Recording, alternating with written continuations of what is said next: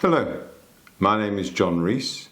I'm a chiropractor based in Ilkley in West Yorkshire, and I'm just going to do another short little film/video which I hope is informative to you. This one is called My Mother Fell and Broke Her Hip.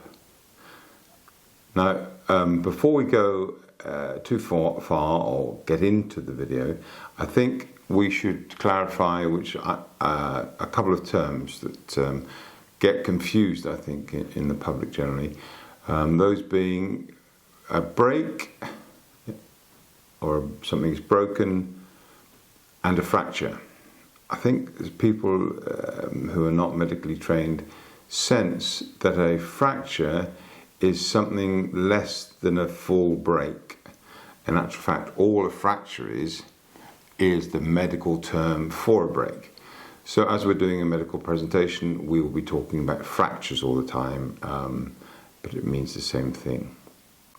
Now, it's not at all uncommon to hear that someone's elderly mother or grandmother or grandfather too fell recently with the result that they fractured their hip. The clear implication being that it was the force of the elderly person falling onto the ground that caused the hip to break. That may well be the case in certain circumstances, at least, but in many, if not all, if not most instances, it is quite probable that part of the hip fractured, which resulted in an inability for the leg to hold the person up, and thus the elderly person necessarily fell to the ground. In this film, we're going to explain about the architecture of the hip and the bony makeup of the hip that will illustrate that in this chicken and egg scenario, which is likely to be the cause and which the effect. Now, if you look here, you will see the shape of the top of the femur, and the femur at the top interacts with the pelvis, and it makes what we call a ball and socket joint. And if you look at the top of the femur here, you can see the sort of circular bit, which is the ball. And then if you look here, you can see the indentation, the recess, the socket, if you like, that is the lower part of the pelvis, and therefore the two make the ball and socket joint. Now, if you look at the femur directly below the ball, the top of the femur, you'll see that it's slightly narrowed, it's slightly thinner in diameter and dimension, and that we call the neck of the femur. And then below it you'll see a sort of big knobbly bit, which is the bit that if you put your hand sort of in your hip area at the top of your leg, it's that knobbly bit that you feel. Now, what you'll notice when you see the angle at which the ball of the hip engages with the pelvis is that it's a slightly acute angle, which isn't sort of ideal orientation to transmit the forces from the upper body of the head, the spine, the rib cage, the pelvis, through the legs down to the ground. Ideally, you'd want that sort of to go more vertically, but it's at an angle. So that compromises the situation in part. Now, if we look at bone, and the particular bones here, but generally, we have two types of bone in our body. We have what we call the cortical bone, which is the bone that goes around the outside. It's the bone that sort of makes the perimeter of each bone. It is the thick white bone that you'll see on this particular X-ray. So if you see, you can see the thickness of the bone here is the cortical bone, and in the middle you can see a slightly sort of more grey type of bone. That's what we call the trabecular bone. Now, the trabecular bone is more sort of lattice shape, or lattice-like in its makeup, is not as solid as the cortical bone.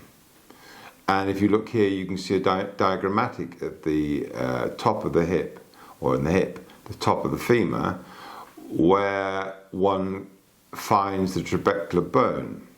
Now, similarly, depending on which part exactly on the top of the femur the trabecular bone is, it'll depend particularly what sort of trabecular bone is, because in certain parts, as you can see here, the trabecular bone is under tension, and in certain parts is under compression. As we age, the shape of many, if not all, but many of our bones, particularly in the spine, change shape. If you look at these two models here, you can see this one here shows the vertebra of the spine where they're nicely cuboid shape, if you like. The bit we're looking at here is called the vertebral body, which is the bit at the front. And also you can see the disc is quite thick here, whereas the one on the other side, on the right, you can see that the vertebral body shape is a bit more amorphous, and definitely the disc height is less. So bone definitely is able to change its shape, and it changes its shape particularly as the cells within inside bone are a little bit, some of them are a little bit like structural engineers, and they work out the forces through them, and therefore if they feel that there's less bone than there should be, they'll build new bone. Now obviously the outside of the bone, as we've shown in the spine, will change shape, but also in the spine that's not such a problem, because most of the things juxtaposed or beside where the vertebrae are in the spine are not actually sensitive, and it doesn't really matter if the bone encroaches into that space. Now what happens also with age is that the trabecular bone gets less, and as it's the trabecular bone that mostly carries and transmits most of the forces that are applied to the bones, one can understand how, as we lose bone density with age, we also lose the ability of the bones to carry the same loads that they used to carry a period before. Now, sort of almost going back a little bit, as we said, bone is very clever in its ability to increase its density, particularly when we're younger. So when you're athletes and sportsmen and sportswomen, you can strengthen the bones more by the more you load them. And particular exercises like plyometric exercises, which basically effectively is jumping up and down and putting load on the ends of the bone, will strengthen the bone. Now, one of the catch-22s with age, as we get older, is obviously we've used our joints more, and as we've said and shown in the spine, the more load we put through a bone, the more bone can grow. Well, as we said in the spine, it doesn't really matter too much, but if it's in a joint, as can happen in a hip, the cortical bone can grow a little bit, and knobbly bits can grow, as shown here, and therefore that can become uncomfortable because it will impinge on the functionability of the joint. So the more that becomes uncomfortable, the less people obviously walk about, exercise. Therefore in time maybe they put on a bit of weight, then obviously the load and the forces are increased through the joint, and you can see that adds a bit of a problem.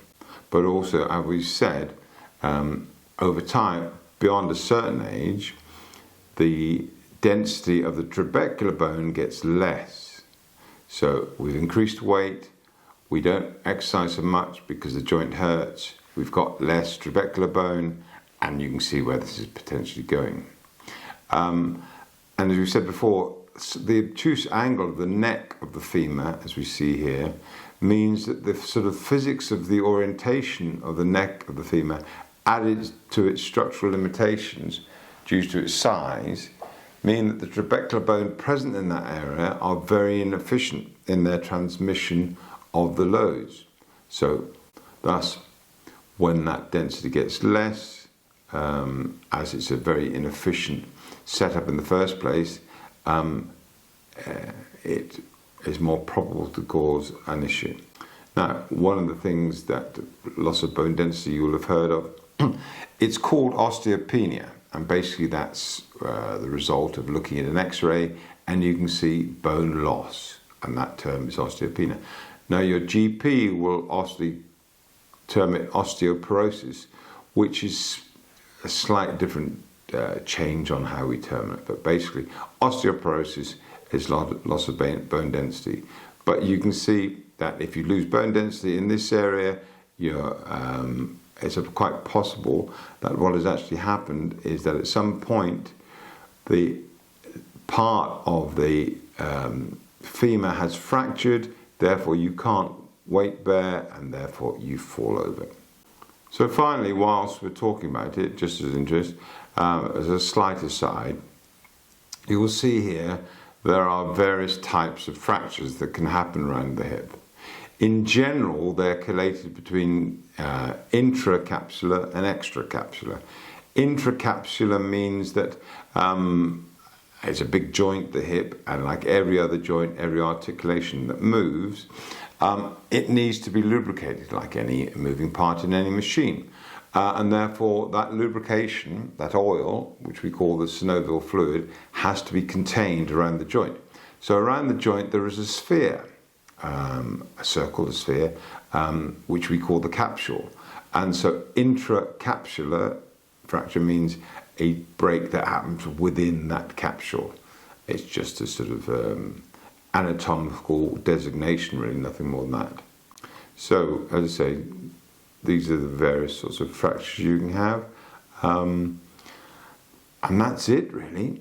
I hope this provides an explanation as to why your elderly female relative fell, and it may be more that it wasn't the fall that fractured the hip fractured, causing the fall. Now, just finally, we have referenced females in this presentation mostly, and in most cases, due to the reduction in estrogen post-menopause, they therefore lose more bone density at a greater rate than men of a similar age. But osteopenia and osteoporosis is possible and occurs as both men and women age. So please don't think this is just relating to ladies who have hip fractures. It can happen similarly to men, but not usually in the same proportion as ladies. Okay, I hope that is helpful. Hope that hasn't confused you. It's just a bit of information I thought you might be happy to receive. So thank you very much for watching this. If you wish to look at some more videos we've done, which are medical, you can look on our channel which is ChiroDrone59, or youtube.com ChiroDrone59, and hopefully we can inform you a bit more. But thank you so much for taking the time to watch this, and we will look to produce another one soon. Thank you. Bye-bye.